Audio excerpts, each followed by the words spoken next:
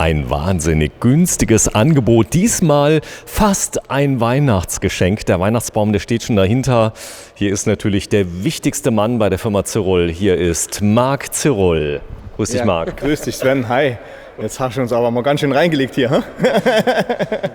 Hi, und natürlich der Michael Scher. Grüß dich, Michael. Hi, Sven. Ja, wir haben mal wieder ein Angebot. Wir haben einmal den FR-Line Alhambra 2020, also das ganz neue Modell. Alle Fahrzeuge werden explizit auf Kundenwunsch gefertigt, so ist es.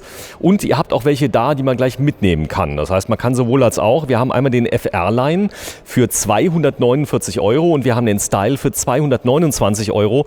Hier steht er, ja, das ist der FR-Line.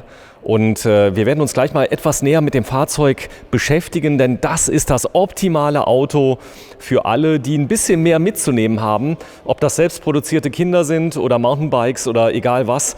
Ein ganz tolles Familienfahrzeug, richtig? Ja, wunderbar. Ein Familienfahrzeug, das ist sogar erlaubt, 3 Kindersitze in die hintere, mittlere Sitzbank zu setzen. Ja, du hast selber Kinder? Ja. Und Hunde? Und Hunde. Wäre das ein Auto, was Kinder und Hunde gleichzeitig transportieren könnte? Ja, das funktioniert super. Wir haben 2 größere Hunde, die sind in der Hundebox im Kofferraum. Und selbst da können wir das Kinderwägelchen dann auf die Hundebox noch drauflegen, weil der Kofferraum so hoch ist. Ja, wir sprechen hier über ein Fahrzeug, wenn du mal kurz zur Seite trittst, Marc. Denn jetzt machen wir mal das Fahrzeug zum Star aus dem Volkswagen-Konzern. Es ist ein Seat, richtig? Ja, es ist ein Seat und der wird mit dem VW Charan gebaut, also im gleichen Werk.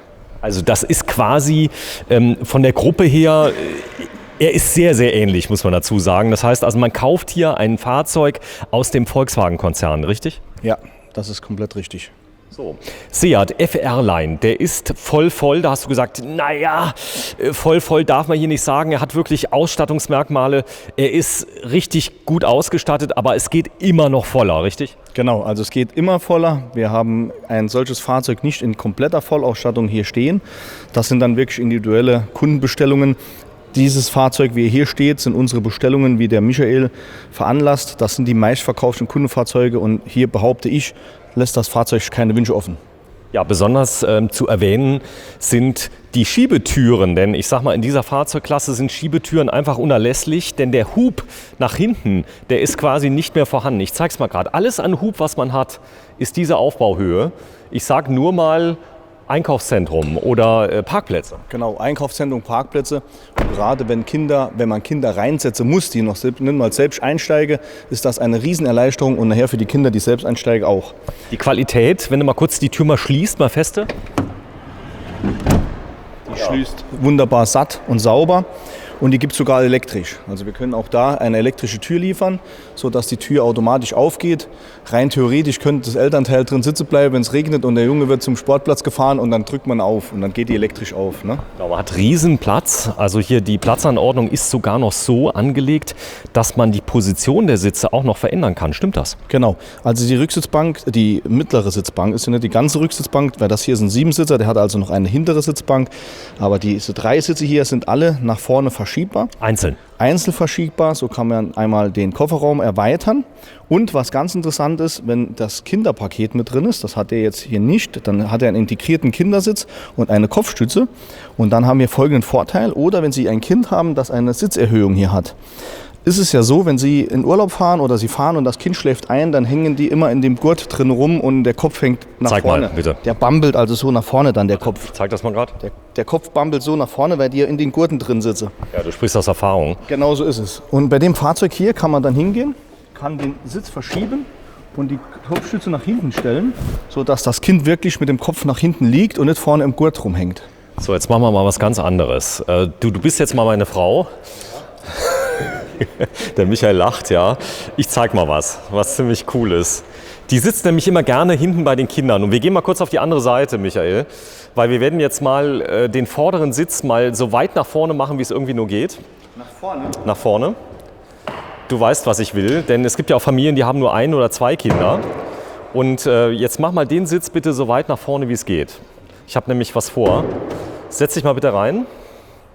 Klar, vielleicht nicht gerade der Michael, du hast gerade keine Frauenmaße, aber Gott sei Dank. Wir lassen mal gerade hier den Marc einsteigen, der kommt eher in die Richtung. Warte mal kurz, 1,80 Meter bist du groß, Marc, ungefähr? 1,76. Und jetzt haben wir was ganz Besonderes. Wir haben nämlich, jetzt machen wir den Sitz nach hinten zurück, die Sitzlehne. So, und leg dich mal zurück. Das ist geil. Also kann auch die Mutter oder das Elternteil hinten schlafen, ne? Also ohne Probleme. Und wenn man jetzt mal guckt, was ich hier noch für eine Beinfreiheit habe, ne? Also noch Wahnsinns Beinfreiheit, auch an den Knien. Und wir haben natürlich hier dann auch die Tische drin. Mach mal. Die bei dem Standard Flugzeug. sind. So haben wir so ein bisschen Flugzeug-Feeling, ne? Also das bedeutet, die Mutter könnte hinten einsteigen auf einer längeren Urlaubsfahrt zu den Kindern. Das wird auch schon mal gemacht, oder? Das wird des Öfteren gemacht. Ich fahre auch mit dem Alhambra in Urlaub. Und dann gerade bei kleinen Kindern ist es immer besser, wenn die Mutter hinten sitzt. Genau. Das hier vorne habe ich auch eine Schnellverstellung. Also da habe ich heute wieder gelernt, der hat tatsächlich 3 Einzelsitze. Der hat 3 Einzelsitze, wo auch schon, wie Marc sagte, 3 einzelne Kindersitze nebeneinander gehen. Da gibt es nicht mehr viele Autos am Markt, die das können. Okay, das heißt, ich könnte 3 Kindersitze einbauen. Ich habe natürlich auf jedem Platz Isofix. Ja, 3-mal Isofix drin, links, rechts und in der Mitte. Vorne auch Isofix? Vorne nicht, nein. Gut. Vorne könnte ich ihn aber normal anschnallen. Also wenn das jemand machen möchte. Allerdings ist es entgegen der Fahrtrichtung gerade dann sinnvoll, dass die Kinder hinten sitzen. Wenn sie einen Sitz haben, dürfen sie tatsächlich sogar vorne sitzen. Kann man den Airbag abschalten vorne? Ja, der Airbag ist abschaltbar und dann kann man auch ein Kind im Maxi-Cosi vorne gegen die Fahrtrichtung fahren lassen. Ich würde hier gerne noch bei den 3 Sitzen bleiben. Was haben wir hier noch für einen Vorteil? Durch den 7-sitzigen Kofferraumboden hinten ist der ebenerdig, wenn man die hier rumklappt. Die hier lasse sich eigentlich ganz einfach rumklappen, indem man hier zieht.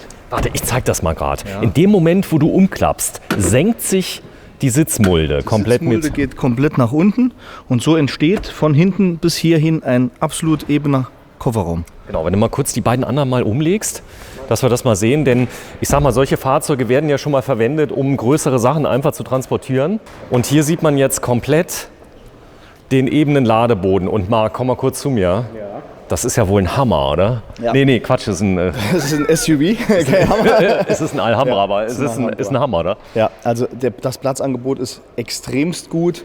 Und selbst wenn man jetzt mal wirklich was einkaufen muss, sage ich jetzt mal Ikea oder sonstiges, hier hat man einfach ein Platzvolumen, das... Möbel Martin, ganz egal wo, im Möbelgeschäft, egal. Du hast eben angesprochen Fahrräder.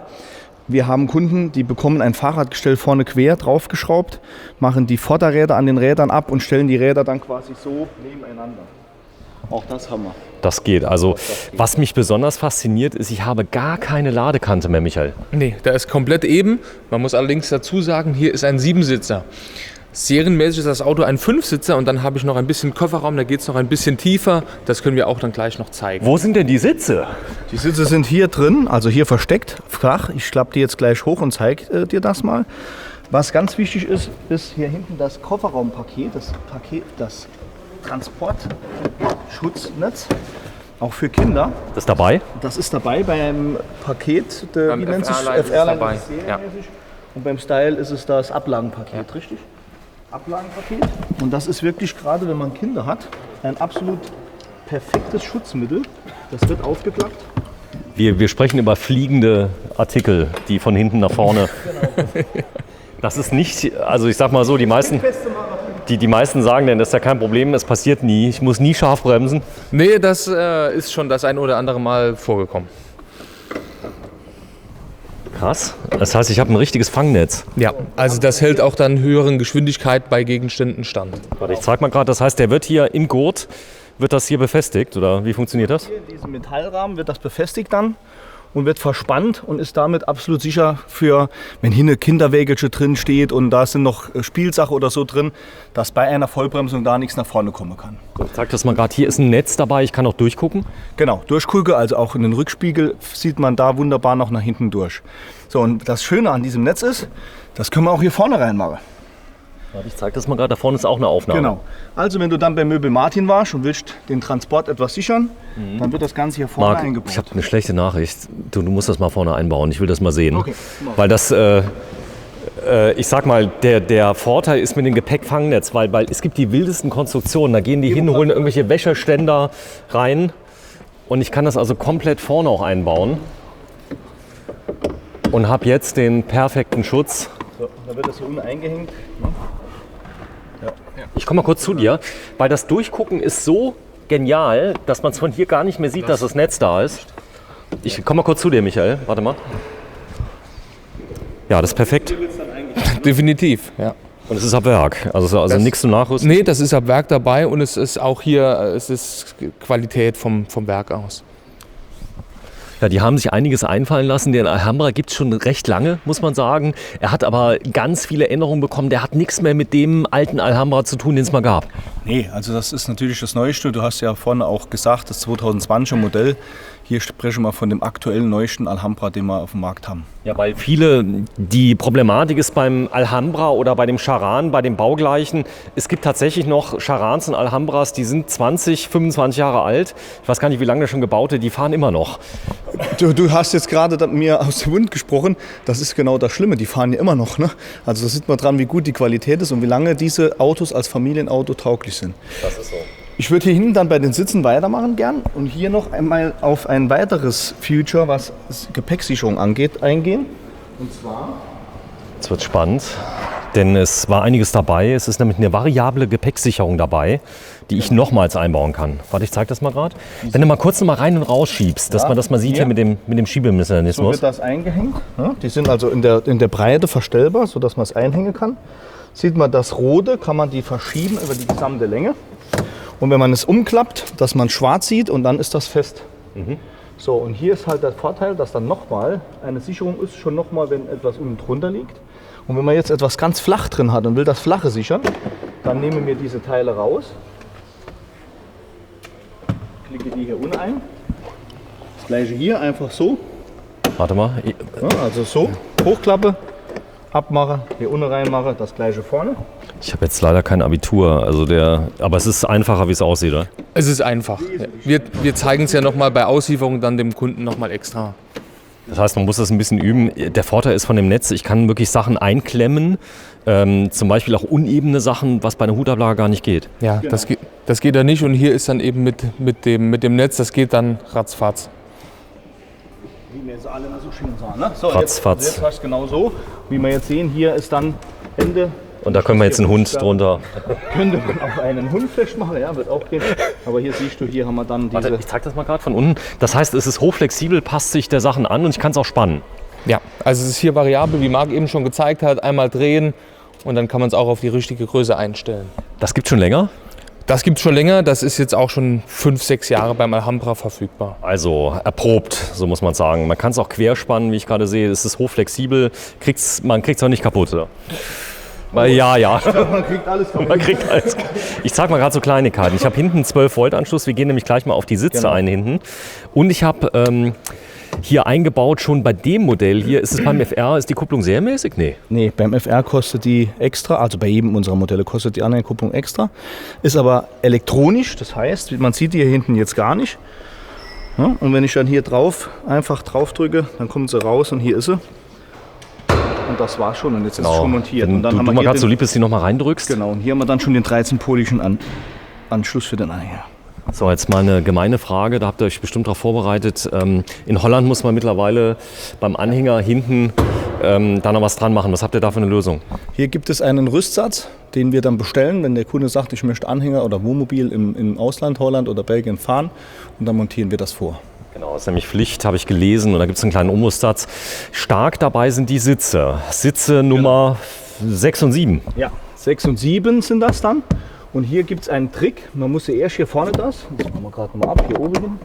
Hier muss man sie erst das hier vorholen und dann wird der so schräg angehoben. Und hier tun sich viele Leute dann kurzfristig schwer, weil sie das nicht wissen, siehst du. Und hier geht es jetzt ganz leicht. Zack, das war's schon. Das war der Sitz. Das ist der Sitz, dann schiebt man die Kopfstütze raus. Du kannst hier durchleuchten, ich zeige es von vorne raus. Warte mal kurz, ich komme mal kurz auf deine Seite. Ja. Das mal hier sehen. wird dann nur noch rumgeklappt. So, und jetzt habe ich hier einen vollwertigen 6. Sitz und hier den 7. Wir reden nicht über einen Sparsitz. Nein, das zeige ich jetzt gerne, wenn du vielleicht hierher kommst mit der Kamera. Ja, ich komme mal kurz. So, 1,76 Meter groß. Ja. So, jetzt ist der Sitz hier ganz normal, klassisch zum Sitzen. Und jetzt zum Einsteigen geht man hin, klappt den rum. Ach, das geht auch noch. Vor. Ja. Und der bleibt in der Position, der merkt sich die. Genau, der bleibt jetzt hier so und dann kann ich wunderbar bequem einsteigen. Mach mal bitte. So, das ist nicht nur so ein Sitz für Leute, die nur 1,20 Meter sind, ein vollwertiger Sitz. Genau, ich bin jetzt 1,76 und wenn du das siehst, hier habe ich noch Luft, auch in der Breite und habe dann auch hier hinten einen vollwertigen Dreipunktgurt. Und zwar ist der hier. Ich komme, bitte. Ja, hier ist der versteckt, also was heißt versteckt? So ist der hier eingesteckt, damit er nicht krabbelt und klappert. Man holt den raus, steckt das erste mit den Bildern drauf rechts in die Gurtpeitsche und das zweite links in die Gurtpeitsche und so habe ich automatisch einen Dreipunktgurt. Krass. So, und dann haben wir hier noch Ablagegefächer, also wenn man noch Getränkegefächer oder so. Warte, ich zeig das mal So gerade. den Kaffee während der Fahrt, das lässt sich alles hier verstauen. Die sind auch noch da. Und ich habe sogar eine eigene Scheibe hin, ich kann richtig rausgucken. Genau. Das ist also auch ein Vorteil. Ich habe hier bei dem Modell sogar was ganz Besonderes. Ich habe eine 3-Zonen-Klimaanlage mit drin. Das heißt, ich kann sogar hinten mir meine eigene Wunschtemperatur einstellen, nicht nur vorne. Wenn die Kinder sagen, oh, ist mir zu warm oder zu kalt, dann können die hinten machen, was sie wollen. Also es ist folgendermaßen, wir haben 3 Zonen, die sich in 2 Zonen steuern lassen. Sprich, der vordere Bereich, der ja wesentlich mehr Luftdüsen hat wie der hintere Bereich, lässt sich unabhängig von dem hinteren Bereich selbst steuern. Das können natürlich die Passagiere in Front machen oder halt die Fahrer oder Beifahrer, die können diese Klimaanlage hinten steuern und tun dann diese Lüftungsschlitze, die man hier sieht, in den Dach- und auch unten im Fußbereich, hier zum Beispiel, die werden dann anders geregelt wie die vorderen. Okay. Und gerade bei so einem Fahrzeug, ich habe das selbst oft erlebt, dass dann die Kinder dementsprechend Kälte haben, weil wir vorne ja wesentlich mehr Lüftungsschlitze haben. Und dann haben wir vorne, sage ich mal, 21 Grad einstehen und hinten 24 und dann haben die Kinder ganz schnell warm. Was ich stark finde, ist diese absoluten versenkbaren und versteckten Sitze. Das heißt, du kriegst wirklich nicht mit, dass da welche drin sind. Und wenn denn wirklich mal das Enkelchen oder die Fußballmannschaft kommt, ich klappe die einfach raus, habe keine Notsitze, wo alle Angst kriegen, ja, sondern habe vollwertige Sitze. Genau, vollwertige Sitze. Wir vermieten solche Fahrzeuge, wir haben solche Fahrzeuge auch in der Autovermietung bei uns drin und wir vermieten die oft an Familien, die 2 Kinder haben und dann mit Opa und Oma noch wegfahren möchte. Dann sind das keine 7 Personen, sondern 6, aber haben ein Problem, dass sie in einem klassischen Auto nicht fahren können. Fehlt ein Sitz. Genau, und müsste dann quasi ja mit 2 Autos fahren. Aber man könnte ja einen Dachgepäckträger für die Oma holen. Ne? Ja, das musst du dann aber gucken, wenn man Kindersitz. Nee, Spaß beiseite. Wenn wir gerade noch bei diesem Volumen sind, was du angesprochen hast und mit den Sitzen hinten. So ein Auto würde extrem lange brauchen, bis es sich aufheizt. Und so haben wir hier einen Zusatzheizer verbaut. Sprich, das Auto heizt bedeutend schneller auf wie ein klassischer PKW. Der ist innen drin wesentlich schneller warm, weil er von Webasto eine Zusatzheizung hat. Das zeigen wir mal ganz kurz, wenn du mal so lieb bist. Vorne mal aufmachst, den Kofferraum, die Motorhaube, dann können wir mal kurz reingucken. Die Dachreling ist serienmäßig, Michael, kurz verbeißen. Die Dachreling ist serienmäßig drin. So, da gibt es auch Zubehör ohne Ende. Da gibt es Zubehör, also hier ist sie schon verchromt. Im Style für die 229 € ist sie in schwarz. So, jetzt zeigen wir ganz kurz die Verbrauchswerte, dann haben wir das auch hinter uns. Das ganze Fahrzeug ist trotz der großen Größe mit 7 Litern, das ist WLTP? Ja. So, das heißt, das sind echte Werte, die kann man erreichen, das sind keine Mondwerte. Nee, das sind keine Fabelwerte, man kann den mit um die 7 Liter fahren. Das ist ja der kombinierte Wert, Sven. Sprich, wenn du wirklich in Urlaub fährst und auf der Autobahn fährst, kannst du den nochmal runterkriegen. Also der geht nochmal unter 7 Liter. Wobei man natürlich auch da wirklich realistisch sein muss. Wenn man in Urlaub fährt, hat man volles Gepäck, voller Reifenluftdruck, man erhöht den Reifenluftdruck und somit kommt man dann immer noch mit 7 Liter hin. Ja, das ist so. Aber ich bin schon öfter mit dem Fahrzeug in Urlaub gefahren, gerade Belgien, Holland, Geschwindigkeitsbegrenzung 130, 130 und dann kann man mit knapp über 6 Liter fahren. So, da ist der Zusatzheizer von Webasto. Ich als alter Camper kenne das. Das Besondere ist auch noch hierbei, die ist quasi schon vorgerüstet und ich kann sie für ganz kleines Geld zu einer vollwertigen Standheizung machen, sogar mit Funkfernbedienung. Ja, also wir haben da mehrere Möglichkeiten. Wir haben einmal für 800 € eine klassische Standheizung mit einer klassischen Funkfernbedienung, wie man es kennt, an-aus, beziehungsweise halt dann 3 Zeitschaltuhren drin im System, im Computersystem des Autos. Und dann haben wir halt ganz neu, was ja heute das modernste ist, das Ganze per App steuerbar. Und per App muss man dann so 1200 € rechnen und kann dann unabhängig davon, egal wo man ist, und das ist halt das Geniale, ich muss nicht in Funkfernreichweite sein, sondern du könntest jetzt quasi 200 Kilometer weg sein und könntest hier die Standheizung anschalten. Kann ich auch sehen, wo mein Auto ist mit der App? Ja, das funktioniert auch. Das heißt, ich kann sehen, wo meine Frau gerade ist. Ob die auch wirklich die Kindergart holt oder... Kein Kommentar. Oder umgekehrt. So, ich zeige mal gerade was Besonderes. Ihr müsst noch mal ein bisschen Akrobatik machen. Bitte legt noch mal alle Sitze um. Macht die mal gerade. Denn ganz viele nutzen nämlich dieses Fahrzeug, da gibt es in Foren, wir machen mal eine komplette Durchladung. Von ganz schnell, also zum Sitz einklappen, das ist ein Handgriff. Das war's. Weg ist er. Das war's. So, legt euch mal beide rein. Ihr seid jetzt ein kleines Ehepaar und wir sind... Ja schon, er ist die Frau. Ne? Er ist die Frau. So, und du bist wie groß, Michael? 1,87. 1,87. Und ich zeige das mal gerade. Es ist komplett... Nee, es ist... Ohne Witz, es ist komplett eben. Und ich könnte im Prinzip eine Matratze reinschmeißen. Und könnte einfach mal so ein bisschen Camping machen. Und da gibt es im Internet tatsächlich Foren, da gibt es Leute, die haben das umgerüstet, die machen das, die benutzen das als vollwertiges Campingauto, eben wegen der geraden Liegefläche. Ja, und da bist ja du sowieso Fachmann, weil du ja auch Camper bist. Also ich als Geschäftsführer habe leider da keine Zeit für. Ich würde das aber die Standheizung würde ich dann nämlich nehmen. Die hat nämlich dann den Vorteil, wenn ich dann die Standheizung mit dazu nehme, kann ich also auch in kühlen Herbstnächten einfach mal ein bisschen Camping machen und habe natürlich dann die Möglichkeit hier oben an der Reling auch relativ einfach so ein kleines Vordach festzumachen, das festzuspannen und habe dann ein kleines Campingmobil. Also hier gibt es ganz viele Zubehörsachen, was Camping angeht, von Dachgepäckträger, Aufbau vom Grundträger her bis hin zu einem Zelt auf dem Dach. Habe ich also auch schon gesehen. So ist es. Das heißt, die Kinder können im Zelt pennen, die Eltern unten. Also wenn ihr das seht oder ihr seid ganz allein, du bist Jäger, richtig? Das heißt, du musst ab und zu mal auf die Jagd. Und da muss man ja auch, ich sag mal in schwierigen Verhältnissen auch mal übernachten, richtig? Ja, so, zumindest das, was deine Frau erzählt. Genau, man schläft öfters mal ein dabei, aber dann liegt man normal nicht im Auto, sondern irgendwo auf dem... Ich zeig das mal gerade. Ihr seid echt ausgewachsene Männer. Ja. Ihr habt gar kein Problem, in dem Auto zu sitzen. Kopfhöhe ist kein Problem. Nee. Das heißt, ich habe ultra Platz in dem Auto. Es sieht aber viel kleiner aus, als er von innen ist. Der hat innen wahnsinnig Platz. Gerade mit dem Siebensitzer hier mit der geraden Auflagefläche. Wir müssen nachher noch einmal schauen.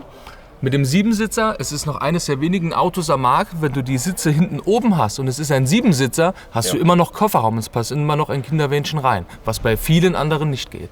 Ja, das werden wir gleich mal gucken. Wir schauen uns das Auto mal von vorne an. Das hier ist der FR, 249 € Leasing, das bedeutet Kilometer-Leasing. Ich habe hier kein Restwertrisiko, weil es hatten jetzt beim letzten Angebot Leute geschrieben, oh, das ist Restwert-Leasing. Nee, es ist Kilometer. Es ist Kilometer-Leasing, das Restwert-Leasing genehmige ich, so komisch sich das jetzt auch anhört und vielleicht der ein oder andere Banker das nicht hören möchte, aber ich genehmige das meinen Verkäufer nicht. Die dürfen kein Restwertrisiko machen, weil dann trägt der Kunde das volle Risiko des Gebrauchtwagens nachher und ich glaube, wir sind die Fachleute dafür und nicht der Kunde. So, ich habe hier eine elektrische Feststellbremse. Ich habe hier ein Schaltgetriebe, 6-Gang, aber ich krieg's auch mit DSG auf Wunsch? Gibt's auch mit DSG. So, DSG Doppel.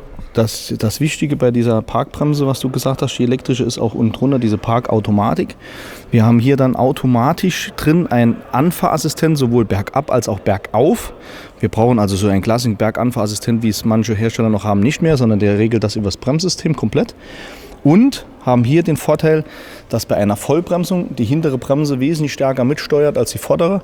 Sprich, ein Ausbrechen gerade dieses großvolumigen Fahrzeugs wird dadurch auch nochmal vermieden.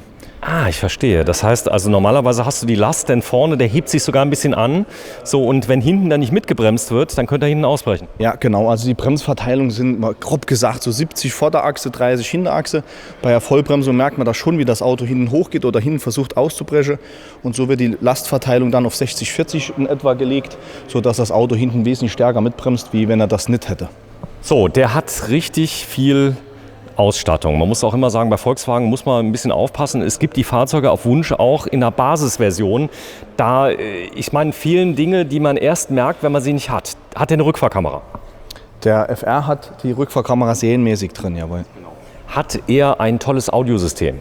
Ja, das sowieso. Also der hat großes Navigationssystem mit drin, mit DAP-Audio, mit Bluetooth-Freisprecheinrichtung. Und ich sag mal, das gesamte System ist sprachgesteuert. Sprich das Telefon, das Navigation, sogar das Radio. Ich könnte dem Radio also sagen, bitte nächster Sender und dann wird er den nächsten Sender wählen. Also egal, ob das im Style oder im FR ist, der hat schon ein Navi drin.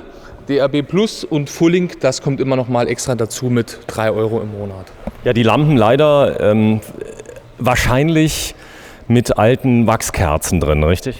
Ja, also du musst die, wenn du vor der Fahrt dann anzünden und dann werden die über die Fahrt heller. Nein, Spaß beiseite. Wir haben hier teils LED-Lampen, was die Blinker und das Tagverlicht und so angeht und haben ansonsten hier Xenon-Scheinwerfer. Xenon. Das bedeutet mit einer Linse, ein Linsensystem sieht optisch toll aus, aber ich habe ein richtig gutes Lichtbild. Ja, richtig gutes Lichtbild mit Kurvenlicht. Die Nebelscheinwerfer sind auch mit Abbiegelichtfunktion und im FR-Line sind die Xenon-Scheinwerfer auch Serie.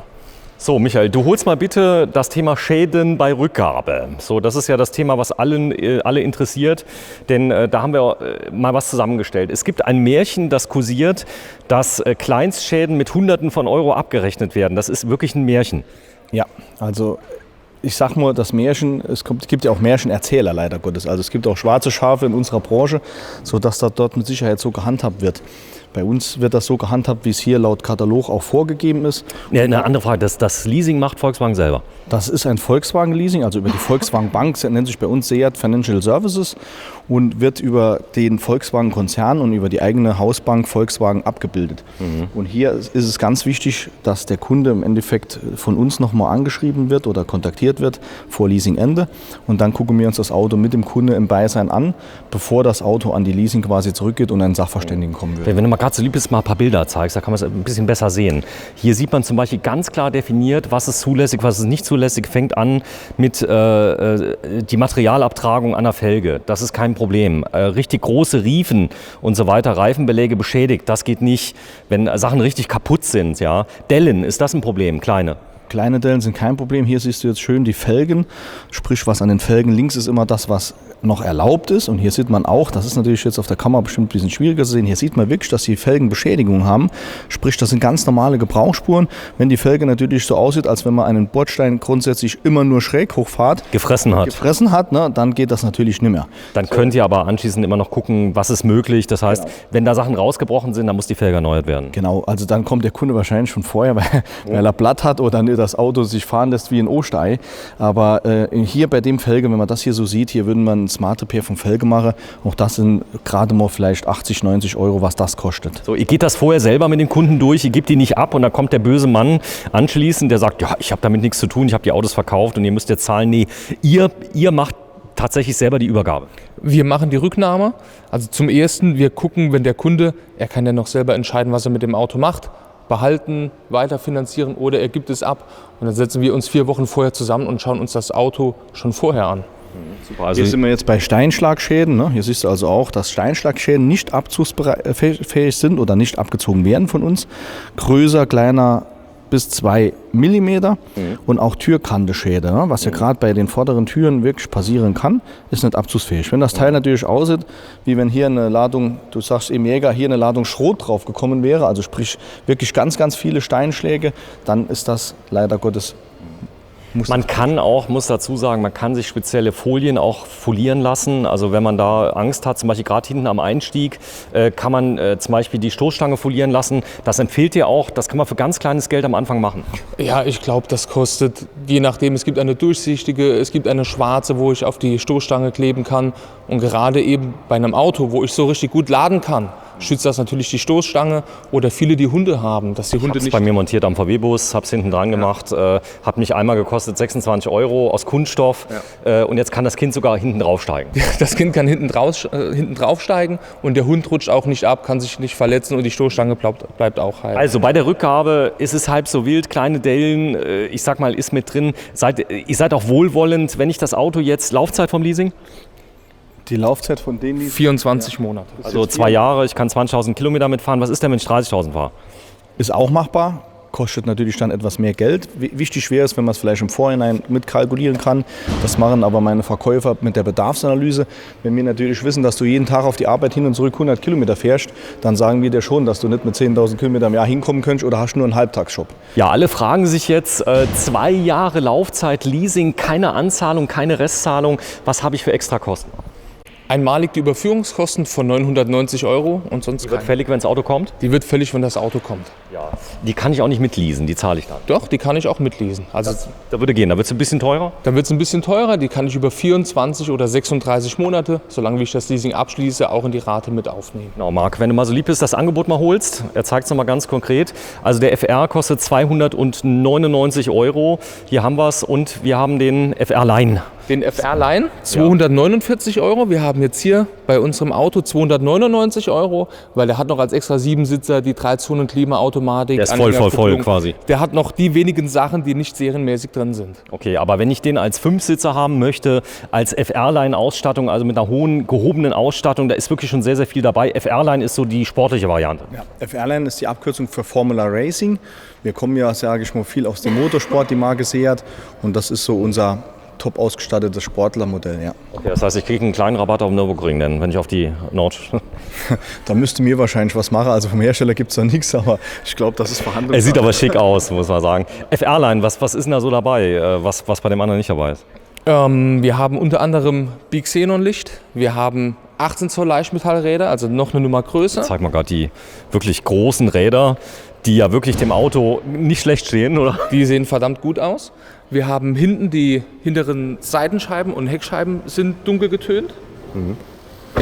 Das ist jetzt alles auch bei 249 dabei. Das ist alles schon drin. Wir haben LED-Rückleuchten, wir haben Einparkhilfe vorne und hinten, wir haben eine Rückfahrkamera, wir haben Alcantara-Sitze in schwarz mit roten Nähten, wir haben ein Navigationssystem, Bluetooth. So, da ist nämlich die Rückfahrkamera. Verkehrszeichenerkennung, Klimaanlage. So, das hier wäre zum Beispiel optimal jetzt, ich habe eine Family, meine Frau fährt zum Beispiel nur 5000 Kilometer im Jahr. Das ist wirklich so. Wenn dieses Auto zurückgibt, da freut sich in dem Fall im Moment noch Audi immer, die kriegen ein fast neues Auto zurück. Ja. Es gibt viele, die so fahren, kann ich das Auto später übernehmen oder nehme ich einfach einen neuen für 249 oder 229 später? Gut, das wählst du als Kunde aus. Du kommst zu uns oder wenn wir dich kontaktieren, sagst du uns, wie deine Entscheidung ist. Und dann entscheidest du, was mit dem Auto passiert. Wenn der Restwert dir passt und du sagst, okay, nee, für das Geld übernehme ich den, dann kannst du den entweder bar bezahlen oder natürlich Überweisung macht mir heute und dann ist das Auto dein. Oder du sagst, okay, ich möchte ihn behalten, möchte aber doch lieber das Ganze nochmal über Raten bezahlen und dann bieten wir zu sehr guten Konditionen auch Anschlussfinanzierungen an. Ja, wichtiges Thema, wenn ich noch ein älteres Auto habe und ich traue mich nicht, euch das abzugeben. Zum Beispiel habe ich noch einen 2001er Polo, der steht sogar bei euch. Da wird im Moment das Airbag-Lämpchen leuchtet. Das Ding ist quasi wertlos. Kann ich das euch in Zahlung geben? Wir holen auch wertvolle Autos zurück, also nicht nur die wertlosen. Also im Grunde genommen, es war wirklich noch nichts dabei, was wir nicht zurückgenommen haben. Ja, aber der würde draußen jetzt 300 Euro bringen, den kann ich euch auch mitbringen. Ja klar, mitbringen. Aber das Krasseste, wenn ich es mal so sagen kann, war bis jetzt ein Lada. Wir haben auch so einen Lada auch zurückgenommen. Und der beste war ein Turbolader. Porsche, ne? Nein, ein Lada, kennst du die? Das sind diese... Ein russisches oder genau, was ist diese, ja. Ostblock, genau. Ja, das ist so, Porsche habt ihr auch schon Zahlung genommen? Ja, auch das. Ja, also gut, das soll ja vorkommen. Also vom billigsten Auto bis zum teuersten, es spielt keine Rolle. Wenn der interessant ist und man sich mit dem Kunden einig wird, holen wir alles zurück, klar. So, darf ich als Privatkunde Leasing machen? Ja, darfst du. Darf ich als Firma dieses Leasingangebot wahrnehmen? Darfst du auch. Wird dann die Mehrwertsteuer nochmal abgezogen von den 249? Jawohl, genau so ist es. Das heißt, hier das alles geteilt durch die Mehrwertsteuer. So ist es. Also die ist inklusive Mehrwertsteuer. Ich zahle die 900, was war nochmal Überführung? 990 Euro. So, die zahle ich, wenn das Auto kommt. Die ist auch brutto inklusive Mehrwertsteuer. Die ist brutto inklusive Mehrwertsteuer und kann ich auch in die Leasingrate mit aufnehmen. Fußmatten sind dabei. Bei uns ja. So. Was ist noch dabei? Ist da Verbandskasten dabei? Ja, bei uns ist eine sogenannte Kombitasche dabei, sprich Verbandskasten Warndreieck und auch die Warnweste. Und hier ist natürlich dann die Frage, was für eine Familie kauft so ein Auto. Und dann gibt es bei uns auch noch Warnwesten dazu, sodass die Familie ausgerüstet ist, weil man muss ja pro Person, die mitfährt, auch eine Warnweste haben. Wie voll ist denn der Tank, wenn ich das Auto kriege?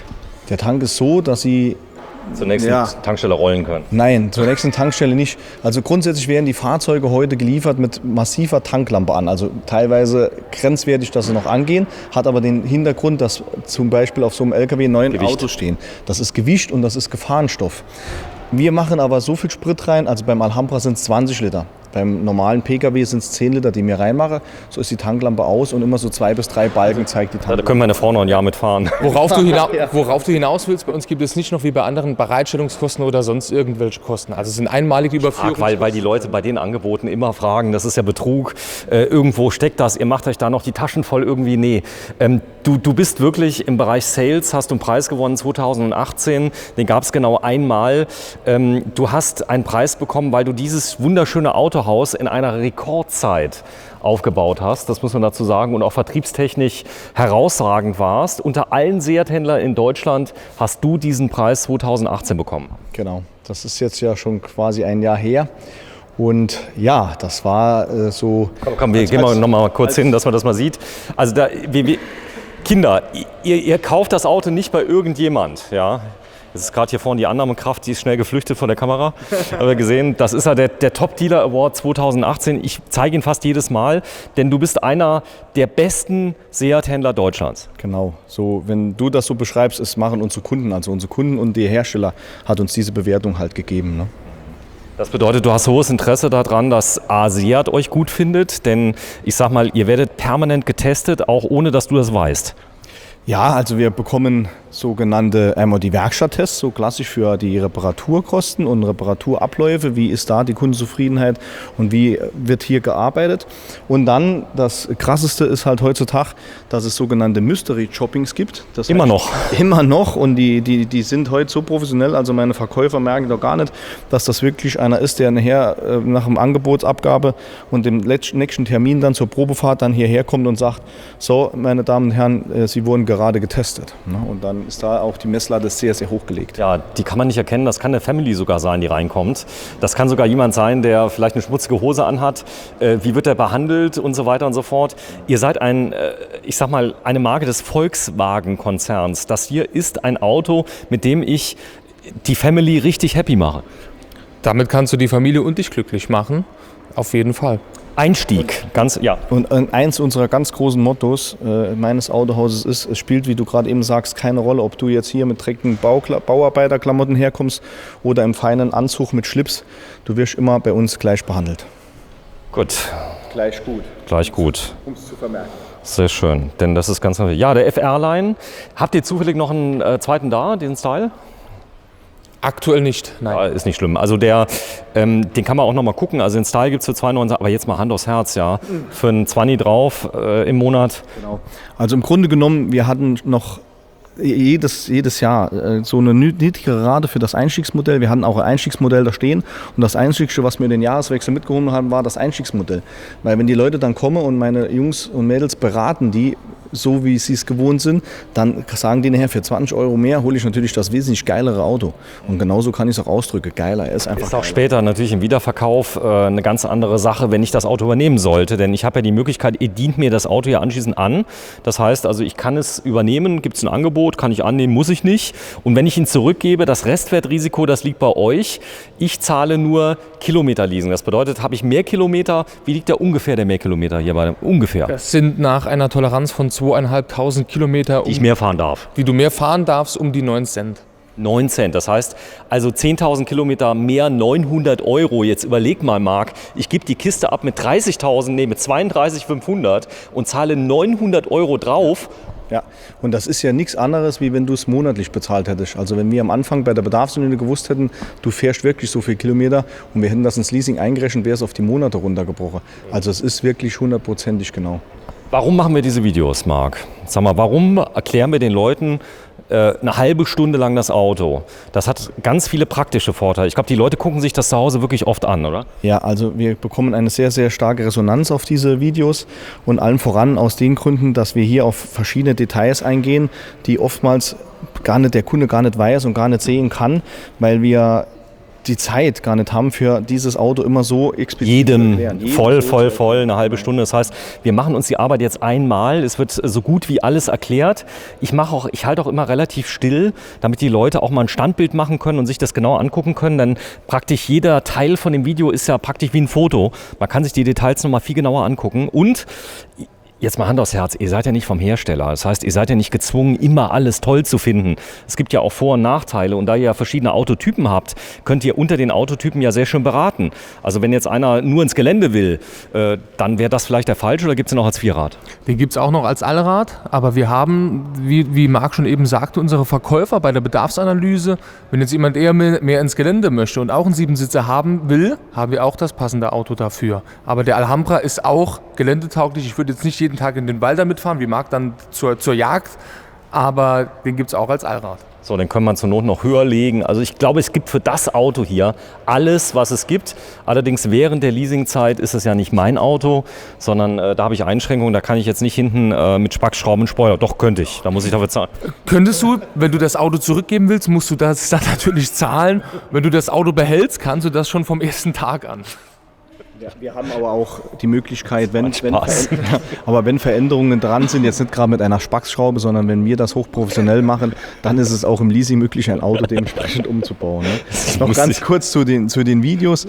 Das, was wir halt auch merken, ist, die Kunden kommen auf uns zu. Erstens kennen sie uns, sie wissen das Autohaus, sie kennen die Mitarbeiter zum großen Teil und kommen dann. Und wenn wir dann Bedarfsanalyse machen und sagen, oh, ich möchte einen Alhambra jetzt in diesem Modell fahren, und dann sagen wir, ich erkläre Ihnen das gerade noch etwas. Und dann heißt schon, nee, das brauchst du nicht. Ich habe mir das Video schon 2-3 Mal angeguckt und weiß da eigentlich Bescheid. Das ist echt so, gell? Ja, das ist echt so. Und sprich, wir schicken die Kunden auf Probefahrt, dann kommen die zurück, haben noch die ein oder andere Frage, weil sie jetzt auch im Detail mal alles testen und prüfen und erleben konnten. Dann gehen wir das noch mit denen durch und man kann sich an den Tisch setzen und wirklich ein 100% auf den Kunden zugeschnittenes Angebot rechnen, weil man mit der Bedarfsanalyse und mit dem Erklären vom Auto eigentlich schon so gut wie durch ist. Ich muss sagen, ein Auto gehört mit zu den größten Anschaffungen, die man so macht im Leben. Immer wieder neue Leute haben Bedenken. Das heißt also, die wollen sich lieber alles 3-10 Mal angucken, in Ruhe zu Hause, nicht unter einem Druck von einem Verkäufer, der dann sagt, ist das nicht ein tolles Auto, ist der nicht wunderschön, ist der nicht toll? So dieses Werbesprech, das lasst ihr so gut wie es geht komplett weg. Das heißt, der Kunde kann sich sein eigenes Bild machen. Du hast gerade schon richtig gesagt, also so diese pauschalen Sprüche oder so oder diesen Druck, den gibt es bei uns nicht.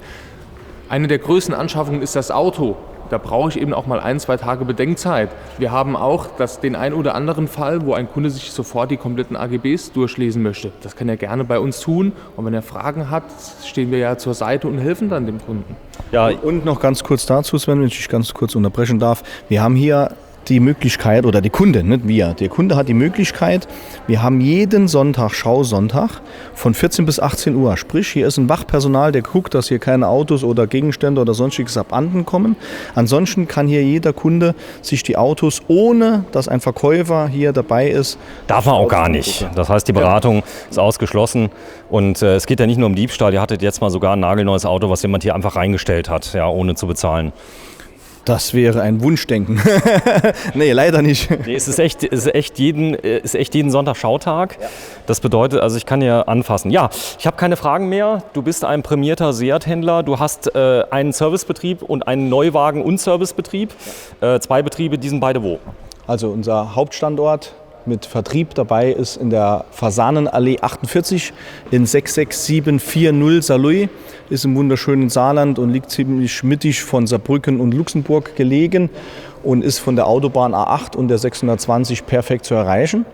Und der Servicebetrieb, mit dem wir seit 26 Jahren Seat leben und auch dort vorher auch Vertriebsstandort hatten, ist in der Karl-Friedrich-Gauß-Straße 2 in 66793 Saarwellingen. Das ist 10 Kilometer von dem Hauptstandort weg, ein bisschen örtlicher gelegen. Gab es schon mal Momente, wo Leute reinkamen und gesagt haben, ich will genau den mal auf dem Video sehen? Was mich wundert ist begrüßen mich immer mehr Kunden mit Hallo Herr Zürl, schön Sie kennenzulernen. Ja. Ist ja wirklich so, ne? Ist das nicht ein Riesensprung, dass die Leute auch den Verkäufer mal kennenlernen? Was sind das für Typen? Ich meine, wie bist du dazu gekommen, auch jetzt Verkäufer zu werden? Bist du irgendwann als 8-Jähriger aufgestanden, ich werde mal Automobilverkäufer? Ja, Autos war schon immer eine kleine Leidenschaft von mir. Ich war kurzzeitig aus der Automobilbranche draußen und Was hast du gemacht? Was anderes. Und ich war Kunde. Was hat er gemacht? Ja, er war weiterhin Verkäufer, aber in einer anderen Branche. Was denn? In einer, die unsexy ist. Versicherungen. Echt? Du hast Versicherungen verkauft. Bist aber dann schnell wieder hergekommen. Ihr seid jetzt wie lange zusammen, ihr beide als Team? Wir sind jetzt 8 Jahre zusammen, aber ich bin auch gelernter Versicherungsfachmann und ich wollte nie wieder ins Autohaus arbeiten. Mein Arbeitgeber, das hat mir gut gefallen. Ich war Kunde im heutigen Autohaus Zürl und echt? Ja, der Michael saß bei mir und wollte ein Auto von mir kaufen. Und dann habe ich gesagt, du kaufst kein Auto, du kriegst einen Dienstwagen von mir. Ja, das zweite Auto kaufen. Und da sagt er, wie ein Dienstwagen. Dann habe ich gesagt, du fängst bei mir als Verkäufer an. Heute ist er ja schon Verkaufsleiter. Das wollte er damals nicht wahrhaben und hat mich echt richtig Anstrengung gekostet. Und heute bin ich umso froher, dass er hier ist. Das heißt, er kriegt jetzt 100 Euro mehr. Ja. Im Jahr. Ihr habt auch ganz viele Verkaufsberater. Wir hatten hier vor 2 Wochen eine Aktion. Also im Moment sind ja wenig Kunden da. Wir drehen früh morgens was ist heute Dienstag? Jetzt ist ruhig, da war das ganze Autohaus voll. Das passiert, wir haben über 50 Autos verkauft in einer Woche. Ja, also wir haben ja letzte Woche wirklich ein bisschen Probleme gehabt beim Drehen, weil wirklich zu viele Kunden da waren und dann hat man ja auch Datenschutz und einwilligungsrechtliche Probleme. Daher haben wir uns heute Morgen hier getroffen. Ich hoffe, wir sehen auch schon frisch genug aus um die Uhrzeit. Nee, kein Problem. Ich will nur sagen, aber ich habe auch Privacy. Da hinten sind noch mehrere Büros, die sind abgeschlossen. Da kann ich über das Thema Finanzierung reden oder wenn ich irgendwas habe. Das ist kein Thema. Ja, vielen, vielen Dank. Ihr habt ganz viele Meister. Ich glaube, 4 Meister mittlerweile habt ihr beschäftigt. Und ich bedanke mich auch für alle, die jetzt nicht von Cyril, ich sag mal, erwähnt worden sind, namentlich, die auch hier arbeiten. Stellvertretend auf der linken Seite Michael Scher und Marc Cyril. Ein tolles Team, seit 8 Jahren zusammen. Und er ist ein Fleucht der Versicherungsbranche. Tschüss, Marc. Tschüss, Sven.